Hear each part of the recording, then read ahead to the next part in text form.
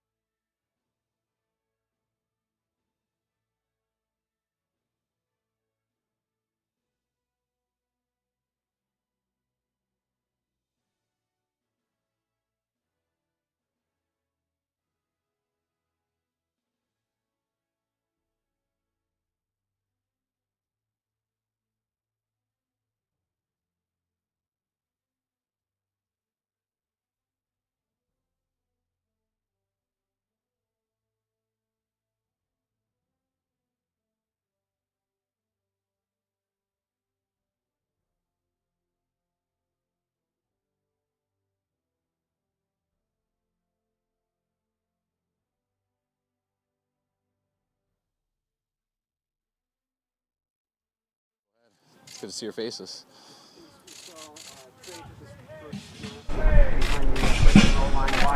What today kind of do that why you won? We have a 7-day install, certain play that went in a day that we wanted all lines to get reps with, and we're only going to do that play with Trey. He was a pretty sharp passing today, Kyle, especially the long pass to Trent Sherfield. Just how have you seen his arm come along, accuracy? How is he throwing this camp? I think since OTAs, I think he's put a lot of work into it, and I think it's getting better each day. I think that'll continue to happen. Just the more he plays, and the more he works at it. How well was Debo not practicing? It's just soreness. We're trying to be smart with Debo. Debo came into this camp as in good a shape as I've ever seen him in, and you hit this 5th or 6th practice, wherever we're at. Pretty sore, groin tightness, so we just took care of him. Did you get a diagnosis on the disease? Yeah, I didn't get the exact thing. It's going to be a couple weeks, though. But obviously no. Yeah, no long-term. Yeah, no long-term thing. His ACL is fine. I think it's some type of knee sprain. But yeah, it'll be a few weeks. What have you seen from Trent Sherfield? Like, why did you bring him in, and what have you seen from him so far? He has such a good reputation for how he plays on special teams, so that's a little where it started. But it's very hard to make our team on special teams if you can't contribute as a receiver. And he's a guy who we think can play, who has a chance to make this team just as a receiver. And when you throw how good of a special teams player he is, that makes him very hard for guys to beat out. But there probably wasn't a whole lot of film on him as a receiver, was it? Right. So what did you, like, how did you... That's why Tower was staying on the table for him for special teams, and he promised me he was really good at receiver, and we believed him. And he's telling the truth so far, so we're excited. Was that play you added Dash, or what was the play you added? How creative are you going to get with Lance just as you get further along? There's lots of stuff you can do. The defense isn't accounting for a quarterback, and that's one of the bonuses to a guy who can is a threat with his legs. But you got to get good in all the other areas for that to continue, which is throwing the ball and making the right reads and protecting the ball.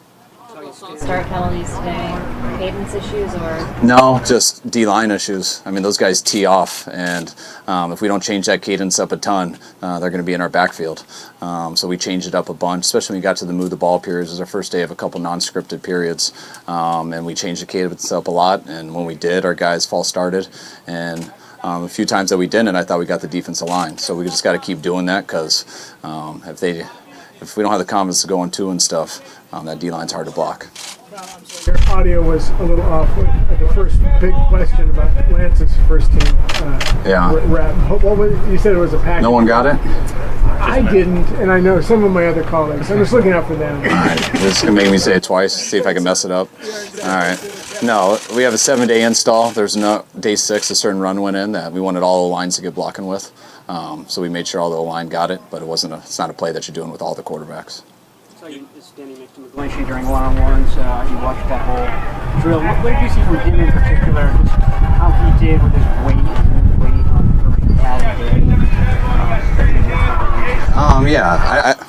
The weight's the weight. You'd have to ask him. I don't look too much into that. I think I like how his technique is right now. I think he's, not to get into specifics, but there's a few things he's been focusing on, and it showed in OTAs, but we didn't get a lot of O-line, D-line in OTAs, so it's been nice to watch it out there today. You don't have to defend the bull rush till they put the pads on. So that's really when one-on-one gets real, when there's a threat of a bull rush and everything else, and I thought he did a real good job with that today. How do you think D4 did today, just given everything he's been through and the fact he did it at space? He ran by me a bunch of times, so I just saw him walking in and told him to quit teasing me like that, because he looked like the D4 I remember. So hopefully he can keep that up, and we can be smart with him as we go. You know Dante Johnson, Tim Harris, Emmanuel's obviously still out. What's the update on those guys, and do you feel like you might have to add a corner here? Yeah, possibly. It depends. We were down a number of guys today, which made it tough. Dante's day to day. I think hopefully he's back tomorrow. If not, I think he'll be after our day off. And Tim's going to be a couple weeks. Is Nick Bosa going to do any one-on-one competition? Yeah, I plan on him whenever he's ready. Yeah. What made you see Jalen Hurd ready to go? See he's out there. Yeah, we mixed. Him and D Ford. They were about on the same rep count, I believe. I don't think he was at the point of contact a bunch, but it was good to get him out there in some live reps. I think he was on the backside a number of times. I think he had a good slant. But I'll see the film. It was good to just get him out there, get some team reps, and we got through it and keep stacking those days. At first blush, is this the type of practice that could potentially lead to Trey getting more reps than just one with the first team? No, I don't really look at it like that. I mean, I thought he had a decent day. I thought he did good with his reps, not perfect, but we're just evaluating everybody right now, and I'm not putting it like that. You said he'll be the quarterback when he's ready. What constitutes ready in your mind? When I think he gives us the best chance to win. Kinlaw said he's been around since February. How much improvement have you seen from him? Who's that? Kinlaw. Oh, it was great. He got out there, but I mean, he got a little yesterday. He got a lot more today. I mean, Kinlaw is chomping at the bit to get out there. We're trying to be smart with him and make sure that he makes it through this whole camp. He's done everything we've asked. He's had a great off season, and he's a problem when he's out there. So, you know, the offense doesn't want him out as much as he was today because he messes a lot of stuff up for us. But it was good to see him, and I know he was pumped to get the pads on today too. Sounds like Kinlaw was perhaps not totally amused to be limited to individual drills for the first 4 practices. Did he let you know that? Or he didn't personally let me know it, but I could feel his energy. I think he let the trainers know it a bunch, and I mean that's what you want. I mean, you don't want a guy celebrating that we're limiting him. You want a guy who wants to play football, who wants to get out there, and who wants to be his best, and that's what he's doing. But we're just making sure that he's here for the long haul. Is there a reason we're outside? So I can see your guys' faces. That's the reason. I can hear you guys better. And no, I mean, you guys know what happened in the county and stuff. So instead of all us being in there with masks on and stuff, I personally chose to be out here. So just to clarify, what injury does Tim Harris have? I think it was a groin. Okay. Yeah. How do you think Elijah Mitchell was? I think he's doing a good job. I mean, today was the first day with pads on. He's been hitting the right holes, and it was nice to see him not look any different today. And we're not taking guys to the ground, but he lowers his pads, tries to run through things, and I'm excited to see him in some of these games. Is that something with some of these rookies? You got to see how they do in pass protection when you start. And we haven't done it in one-on-one yet, but I mean, we had a lot of blitzes in 11-on-11, which is kind of the same thing. One-on-one, you're in the spotlight, so it looks a little bit different. But when our guys today with the pads, all our guys stood up in there and they put their face in people, and you got to get better with running your feet and all that stuff. And it's always a challenge with the quarterback around you with how careful we are of trying to stay away from those guys. But you'll see it more in the games, but I think that's coming soon.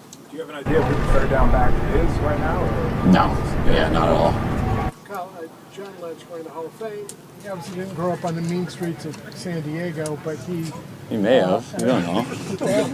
I've done my research. But obviously, he becomes this ferocious hitter, one of the toughest players in NFL history. You've met Big John, his dad. Do you see a little bit of, maybe how he influenced Little John, infused some of that toughness in him? Yeah, I think so. I mean, I haven't been around him a lot, but I've hung out with him a couple times, and he's a character. I mean, he's got a lot of energy. I mean, he's a fun guy to hang out with, and I can see a lot of that in John. John's Captain America. He's the best Samaritan alive. But when he gets on that football field, I don't think as nice of a guy as he is off. Good?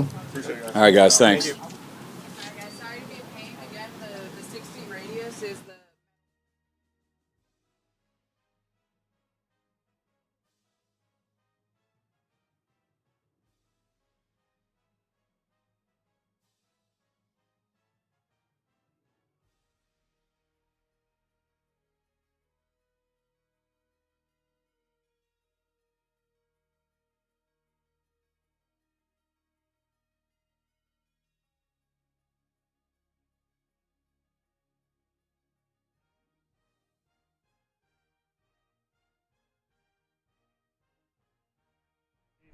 Doing good, man. How you doing? I'm doing great, thanks. Good. So, Coach Shanahan just said that you kind of stood on the table for Trent Sherfield. What did you like about him? Why do you want to bring him in? Well, Trent Sherfield, man, that's an easy one because we've been playing against Trent. So I appreciate your question. That's an easy one. We've been playing against him, having to block him, having to just deal with him in Arizona, and him being available. He's a really good player on special teams. I hear he's a good wideout as well, and he wanted to come here and prove that, and he wants to take every opportunity he can to come out and show that he belongs. And really, what's crazy about that is you always respect the player from afar, but he's a guy that's in here at 5:30 every morning, that's in the steam room taking care of his body. He's in the sauna. He does extra. He's a pro's pro. He's bringing guys along. There's no secret now being around the guy. He fits right into our culture, and we're really happy to have him. Kyle said you had to kind of let him know that, hey, this guy can play receiver a little bit. How do you tap into resources, and do you have to be aware of, like, hey, I need to sell him a little bit more on something like this? Nick, I can't take credit for that. RJ and John and their staff, they do a hell of a job with looking at all the offensive tape and all. I don't watch any of that stuff. So I'm so focused on special teams and what we need to do on special teams. But RJ and those guys that they work with, they watch the tape along with Mike McDaniel, and those guys felt comfortable enough to bring him in and let him work as a receiver as well. So and he's here to prove that he can play receiver too. He's kind of got a chip on his shoulder, you know. So we like that. We need him to play receiver. We need him to play special teams. We need him to play everything he can play to help this team. How many special teams is he on, and what's kind of his forte? Yeah, he's on all four. I mean, he's on the big four, which are punt, kickoff, punt return, and obviously kickoff return. And he's on all four of those, and he starts on all four of those right now, and he's trying to prove that he can keep that starting spot. And you got other guys in the room trying to push him. But he's a delight to coach. He's a joy to coach, and I'm really glad he's here just because other young guys can take a look at him and see, oh, that's what a pro looks like. And those are the kind of guys John and Kyle continue to bring around here, which makes it fun to coach around here. What's your punt return? Brandon Ayuk said he would love to be part of that. What are your options there? And is he one of them that you'd like to see? Yeah, Cam, we're hoping that he can prove that he can be that guy, you know, on a consistent basis. We got really good competition there with Brandon. Richie James isn't going to go easy. River Craycraft is working his tail off. Mosanu, who's a veteran, who's been around the league and has returned punts, is back there working every day. And Travis Benjamin is the only kid in the room now, or only man in the room that has 4 punt return touchdowns in this league, which is hard to do. So it's a really good group. They're all fighting, they're all working, and then, you know, they brought Webster in here as well, Simba. So we'll see, you know. But I'm hopeful that Brandon can prove that he belongs as the number one guy. But he has to prove that every day, just like every other player has to prove it. Maybe like a scenario where you have multiple guys to choose from, maybe depending on the game situation. Yeah, more guys. The more guys you have is always better for me. But I mean, I think what any coach would say, hey, I'd love to have as many players as you could have. But it's not where it's a situational thing or anything like that. It just depends on if he's our guy. He's our guy. He's got to prove it. You know, and obviously all of that stuff goes through the head coach, and we talk all the time, and Brandon's working his tail off, and hopefully he can get that job, you know, and then we'll see if hopefully Richie won't let him take it, or River or whoever thinks that they're the starter right now. I told them they're all on an even slate, and whoever proves it, you get it.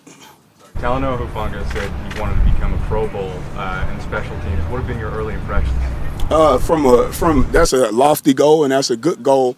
And I like his attitude. I like his mindset. I can tell you he has a Pro Bowl mentality in the meeting room, and he asks questions.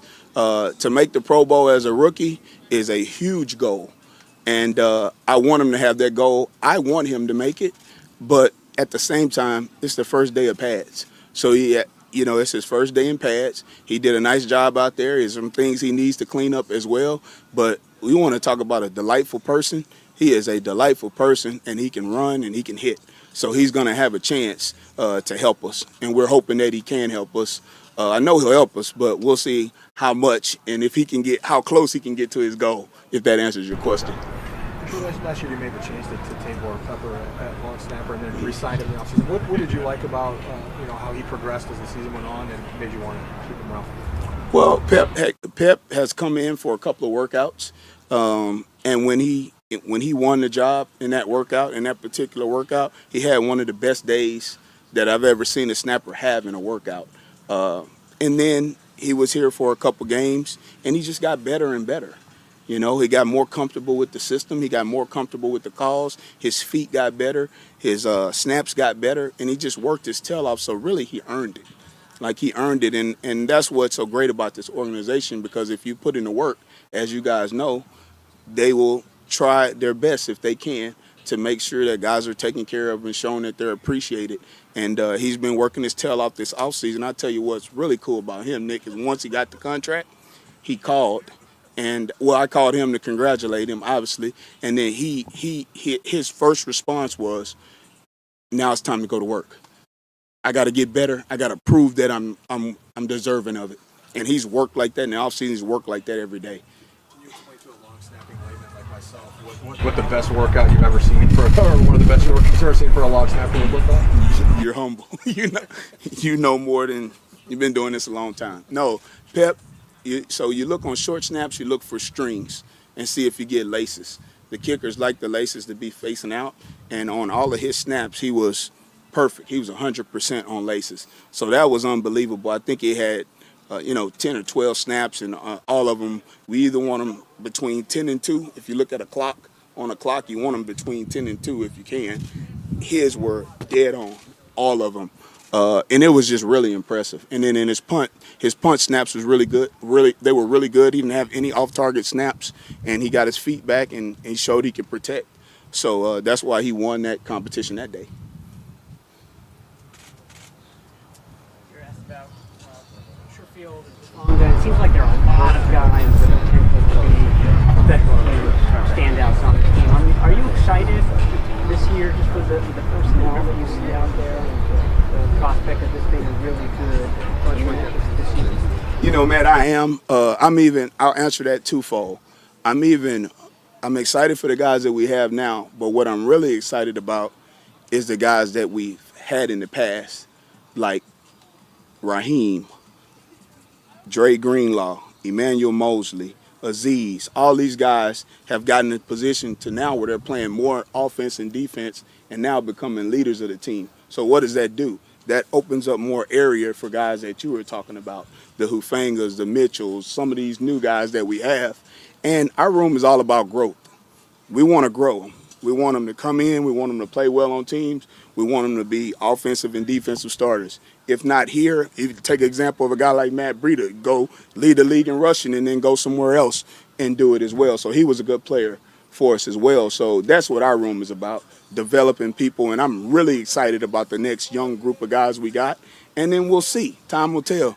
One practice in pads. We haven't played any games, but I guarantee you this, they see a lot of film on tape of Raheem Mostert, of Dre Greenlaw making plays, of Emmanuel Mosley making plays, Aziz making plays. They have examples. So now the ball's in their court to go out and see if they can live up to our standard, because our standard is high around here and it's not going to change. What type of an improvement have you seen from Mitch Wishnowsky, and what are your expectations from him? The thing about Mitch is he's a joy to coach. Mitch is a guy that we don't have to worry about when he's away from here, because he always comes back better than he was when he left. Obviously, you guys can see the obvious improvement from year one to year two, but our whole room is about improvement. Our whole punt team was here this offseason during OTAs. They were all here trying to get better, and as the team improves, as the coverage guys improve, as the protection improves, then everybody improves. And that goes for all of us. I'm not excluded from that either. Like, we all have to improve, and we're pushing each one of them each and every day. So the better the snaps are on field goal, the better Mitch is on field goal holes, the better Robbie is on kicks. So they're all working, and they all need to improve. And I've been really delighted for all the improvement that we've seen this far. But again, it's early, and we just got to keep working, stacking days each day. You got to stack a day and be better than 31 other teams. That's what I tell them in the meeting. More guys will both have kick return experience in college. Are they both in the running, or either of them in the running, and do they have to earn your trust as being a rookie? I'm sorry, you said Elijah Mitchell and who else? Ambry Thomas. Okay, Elijah Mitchell and Ambry Thomas. Yeah, they both have. Elijah has some kick return experience. Ambry has more than Elijah. They're both in the running, as well as the other guys that we have back there that you see at practice. All those other guys are back there. Richie James is back there. Kevin White's back there. Ayuk's back there. Debo's back there. They all work. Everybody works. And whoever wins the job, maybe it's Mitchell, maybe it's Richie, maybe it's I don't pass out anything. So to answer your question, yeah, they need to develop the trust. But I just let them go, and then I see who does this and who does that. And the good thing is the players will tell you. I don't have to make that decision. They make it for us. Hey guys, thanks, Coach. Good. All right, guys. Thanks a lot. Appreciate it.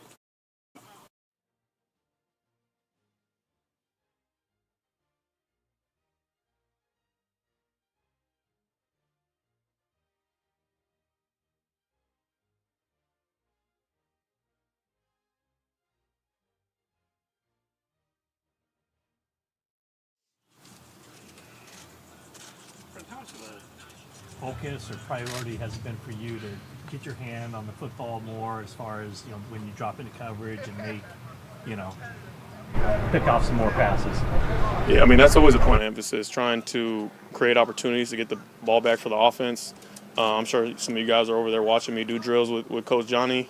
It's just the harder you work, the luckier you get. And so I'm just trying to make sure I take as many repetitions as I can to, feel the rock in my hands. So when it comes time to, make those plays, I'm ready to make them.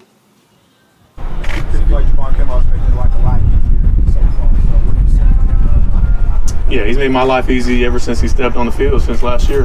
He's continued to progress. He looks outstanding. I mean, you see the size that he's put on in the offseason, the way that he works day in and day out. I'm excited for his growth and his, the way he's going to continue to progress in our defense. And he's hungry, man. That's just the way he comes out. You see, you'll hardly ever see him crack a smile out here. That's just the way he is. He's got that dog in him. That's what we all got to have. He was not small last year. Would you say he's gotten bigger? I mean, just weight room work or what? I couldn't necessarily tell the difference. Yeah, so last year, I mean, just with COVID and everything, I mean, he's out there, he's a new rookie, and he was kind of swimming throughout the season. There was a point towards the end of the year where he had an 8-pack, because of how much weight he lost. So just things like that. He's been able to keep his weight on now, and that's something he's going to have to maintain throughout the season. But like you said, he's always been a big cat. It's just, he's even bigger now. So it's going to cause some fits for those guys up front. You said he had an 8-pack? An 8-pack. Oh, yeah.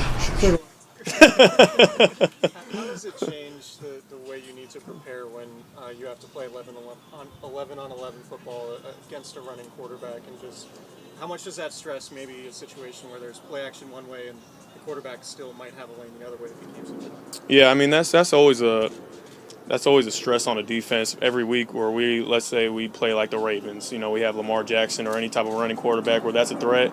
You spend literally all week on trying to prepare for something like that because everybody has to be on point in their assignments for the play to be executed on our side. So, for our defense going up against Trey, that's given us a great look at, getting that work in, doing those type of plays. It does cause a threat to a defense when you have to worry about that on any given play. How different is it when it's more of a power look coming straight at you with a big offensive line versus, maybe a speedy outside type play? I mean, they both have their, I'd say, cons for us.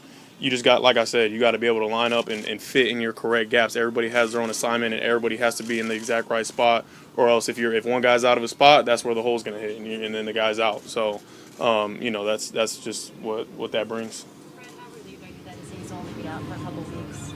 Oh yeah, very thankful that's that obviously wasn't worse. He's been having such an outstanding camp. He had a great OTAs. He's for sure going to be one of our key players this season, and happy that it's not as bad as we thought it could have been. When you have a guy go down, obviously you're close to him, but if there's any injury out there, you guys have flashbacks and PTSD from last year and recently. There's just so many injuries, and you're hoping to avoid these. I mean, no, not really. I think that's just what comes with the game. It's a physical, violent game. Guys are going to get hurt, but you never want to see a guy get hurt too bad where it takes you out for the whole season. Obviously, and like you mentioned, I'm close with all my linebackers, especially Aziz, and wanted to make sure he was okay walking off the field and just be there for him.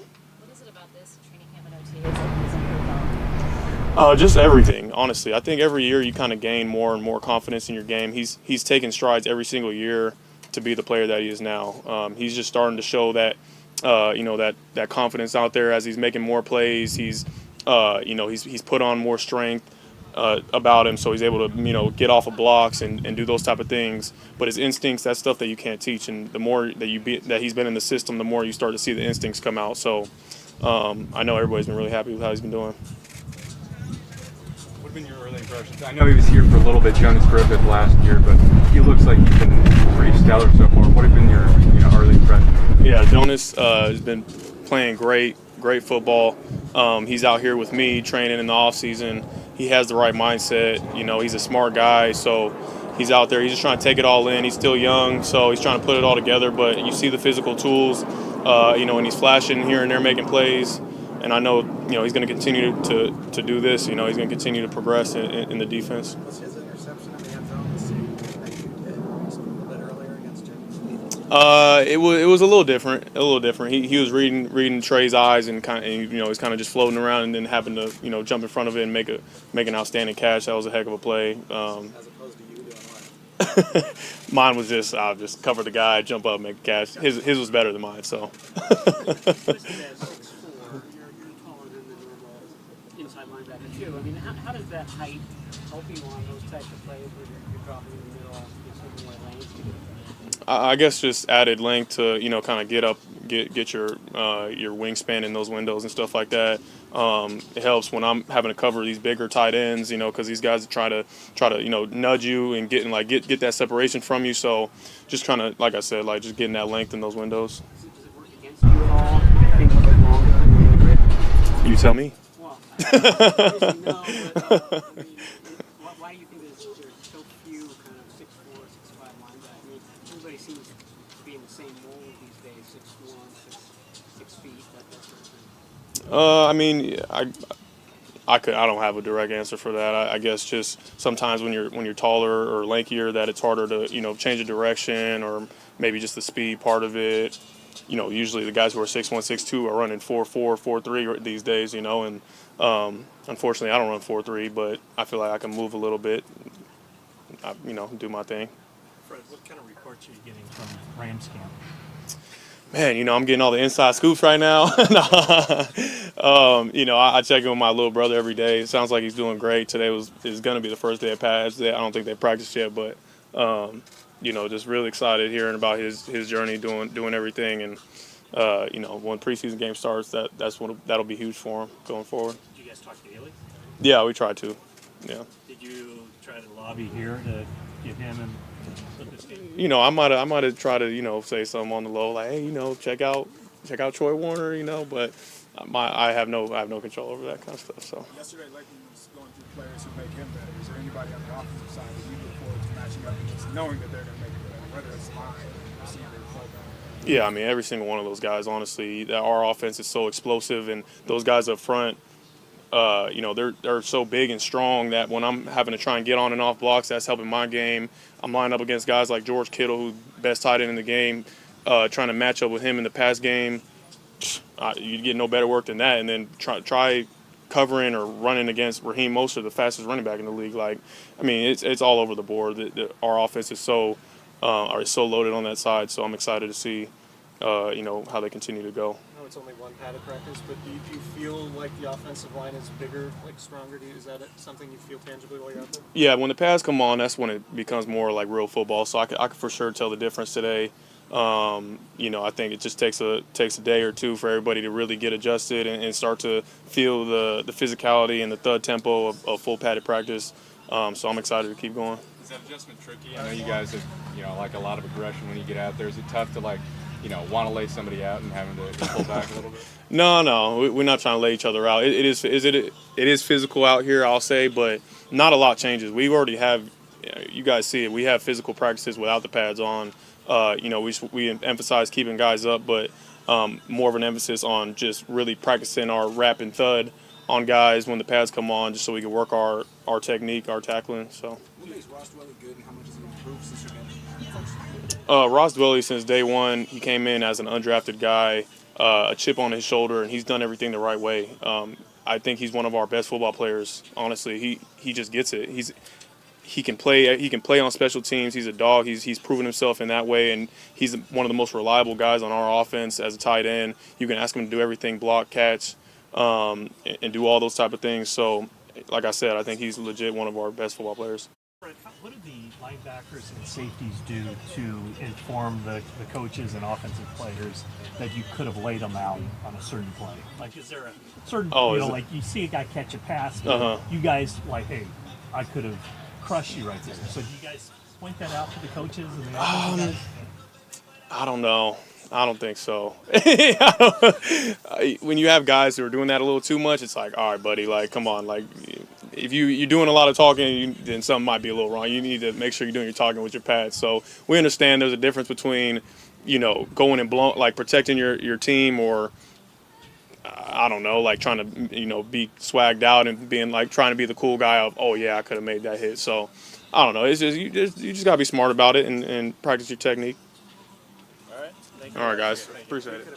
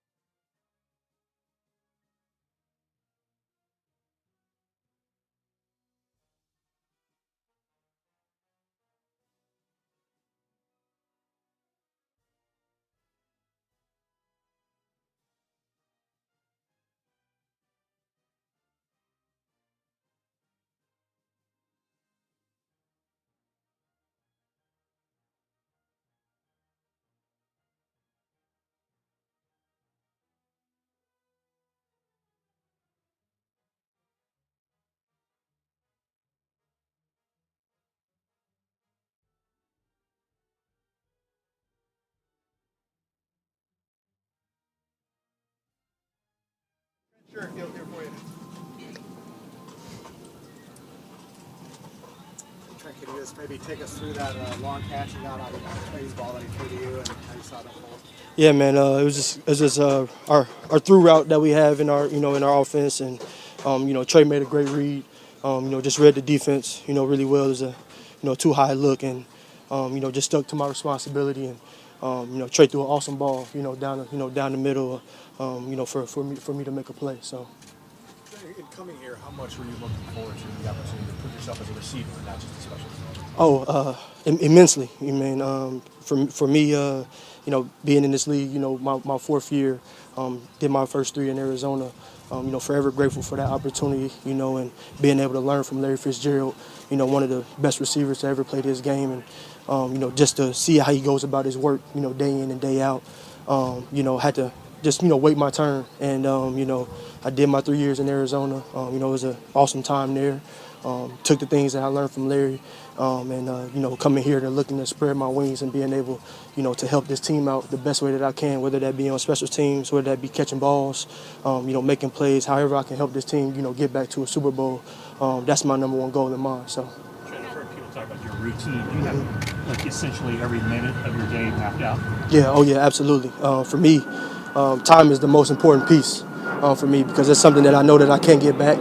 And somebody in my shoes, being undrafted, not being drafted and those type of things. I take time very, very seriously. The way that I approach my day, every single day, I try to be the best person that I can be, and I'm competing with myself. I'm not competing with anybody, next to me or around me. I'm trying to outwork myself, the previous day. So. What time do you show up here? About 5:30 a.m. Every single day. Yep. What time do you leave? It depends. Like on our high days, I'm out of here probably around 8:30, somewhere around there. Or low days, I try to get in as much as I can so I can get home to my wife and be with her. And kudos to her because she knows that once I get home, I got to get to bed and get up early and all those things. So I try my best to get home as early as possible, but at the same time making sure that I'm recovering, taking care of my body, and being in Shanahan's offense. As a receiver, we got to block, we got to run, and all those things. So I've never been a part of an offense like this. So taking care of my body is very, very essential now. Because of those blocking duties, have you had to put on some muscle and some weight since your time in Arizona? No, not really.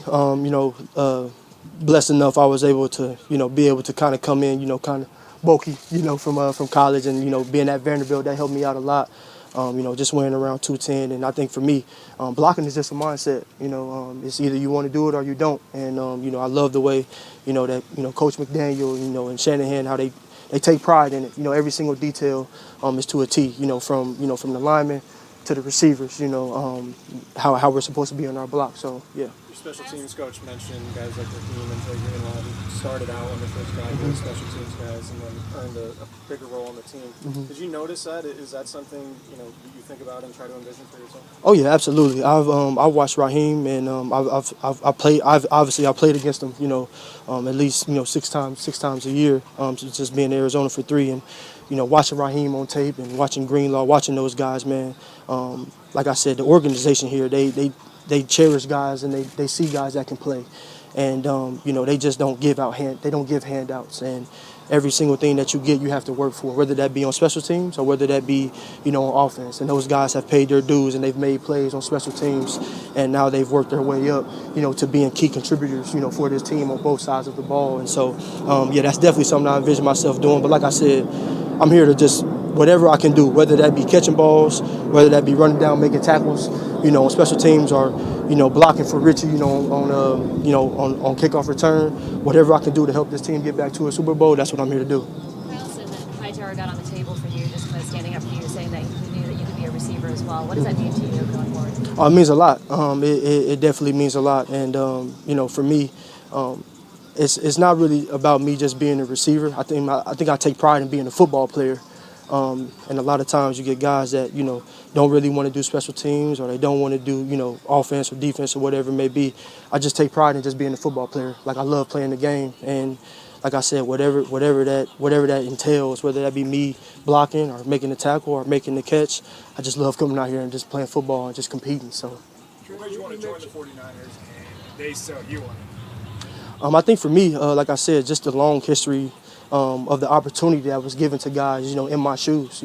I've seen countless of guys, pay their dues, on teams, and be able to move up and make plays, whether that be on teams or offense. Kendrick Bourne, for example, Raheem Mostert, Drake Greenlaw, even Fred Warner.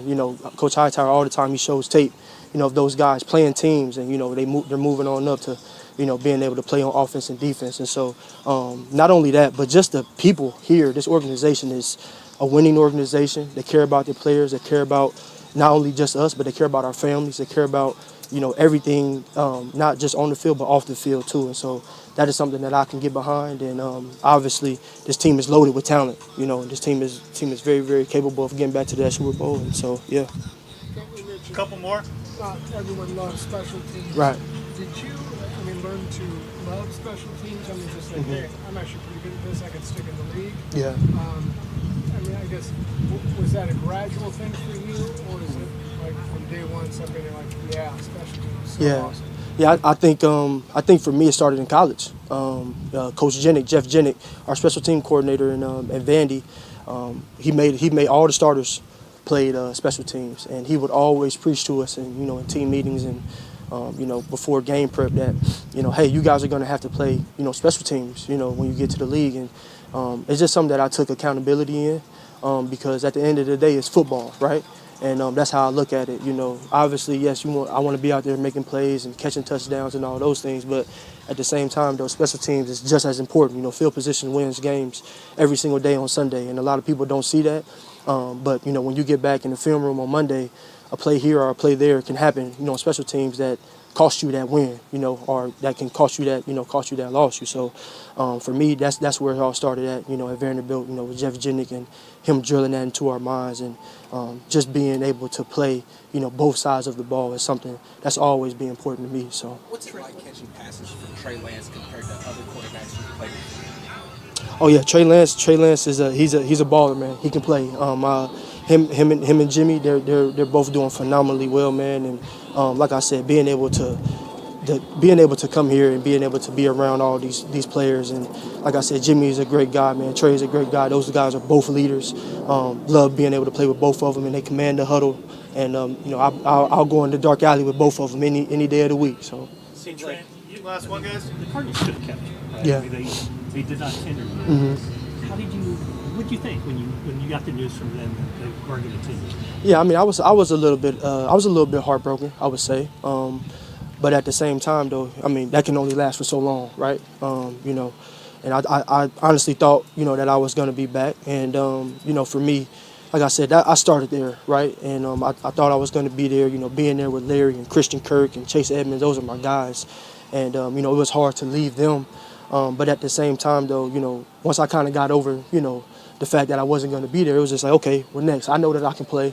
I know what I can bring to the table. So it's like, okay, who can I go and play with, and who can I go and, and bring my value to? And the 49ers, that was the team that I wanted to come to. And so, like I said, it was just a learning curve for me. And I'm grateful for those 3 years there. And I'm grateful for what happened, and, learning from Larry and learning all the things that I learned. So now I'm here and I can help this team win. How long did it take before you kind of thought, hey, this could actually be the best thing that happened to me? I think as soon as the opportunity came, I was like, you know what, I want to go to the 49ers. Had a couple other teams on the table, but I knew what the 49ers were about because I played against these guys for years. And as soon as the 49ers came to the table, I said, oh yeah, we're going there, And so got on the phone with Hightower, got on the phone with John Lynch and Shanahan, and we talked. And I told him I'm getting on the flight the very next day, and I'm coming out. So. Awesome. Thank you, Trent. Thank you, guys. Absolutely.